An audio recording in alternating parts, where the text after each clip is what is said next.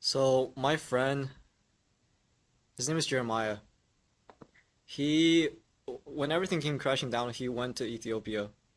He had family there. So, he had a place. Um, it wasn't as extreme for him as compared to when I told my parents. They're like, that completely random, right? So he spent some time there, a couple of months. Went there in December. He didn't finish his bachelor's degree, right? We went to the same college, went to Vanderbilt University. So now he's back getting his degree, right? He's no longer as anxious.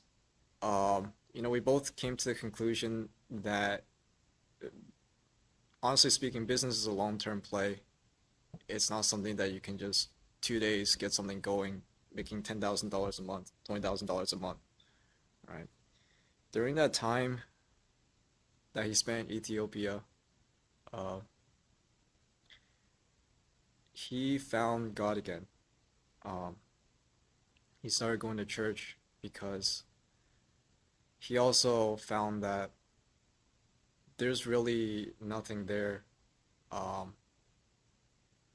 except God, except the gospel. Once everything leaves you, once all of the success is gone, once all of these titles, when all everybody sees is this failure,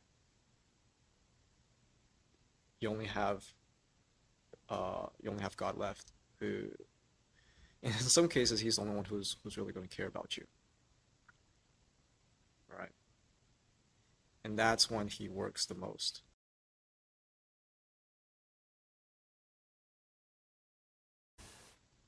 It sounds a bit like the story of prodigal son, right?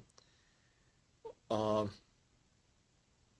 and there definitely is that feeling of shame, of guilt, especially when uh, for so long your sense of uh, your sense of worth and your confidence is so closely tied to what you do.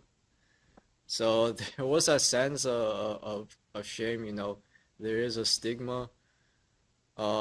Even though, cost of living nowadays, it shouldn't be a stigma, you want to save some money. I don't see anything.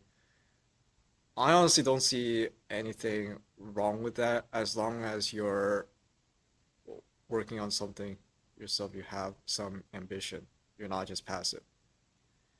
And passivity doesn't do anyone any good. Um, my parents, they'd rather have had that than for me to be who knows where, right? For me to be off doing whatever, um, still just trying to get all of these different things to work, not seemingly not having a set plan. Um, I mean, I'd say they were happy to have me back. Um, Me personally, I did feel some shame in that, but I think it's I think it's necessary. It's a necessary step. It's a it's a necessary step. So many successful people, and I always wanted to define what success is, right? And when I say successful people, um, here I'm using the secular definition of successful, right? What the world considers successful is like having a lot of money, right? But I say this in order to because I believe the people, you guys who are watching this, not all of you may be believers. Not all of you may be walking alongside Christ right now. All these successful, well, a lot of these successful people, they spent time just at the bottom, right? Nobody makes it their first time, or very few make it the first time, get lucky that a winning lottery ticket, right? That the brilliant idea and they implement it the first time. a lot of them have spent time just sleeping out of car in the basement. So I don't think there's, I see it as a new starting point.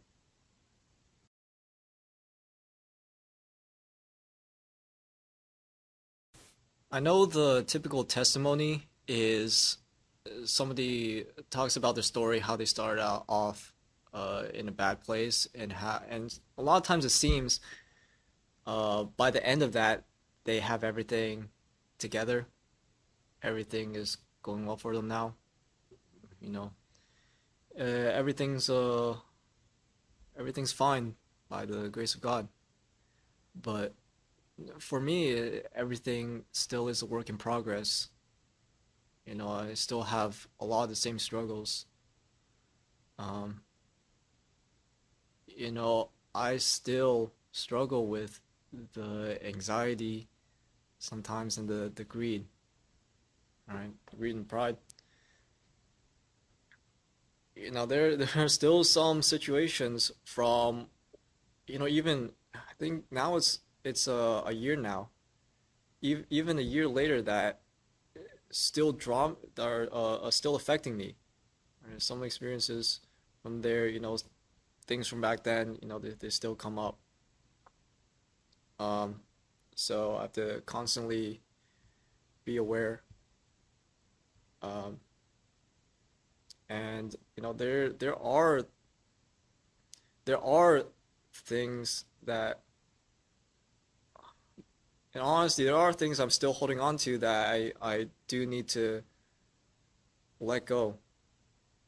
But then the struggle is, you know, there's a struggle there because with greed, you know, you don't want to let it go.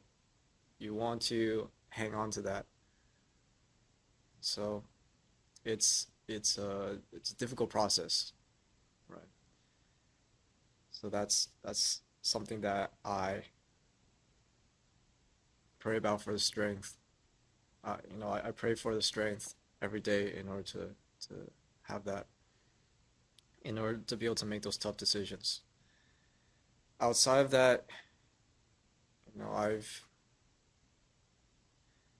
because of the impact those experiences had on my identity and purpose, I think it's important that I start some ministry connecting the men's ministry and the college ministry because I think this is something that a lot of college age guys need to hear. This is something that isn't talked about very often. And when it is talked about, it's from guys who are 20 plus years older than them, right? And you know who wants to uh who wants to be lectured by you know your dad, your grandpa, something like that, right? So I think it makes I don't again I don't have all the answers, but I think it's more relatable when it comes from somebody like me. And this is nothing to you know, no glory to myself. I want to see how God can use me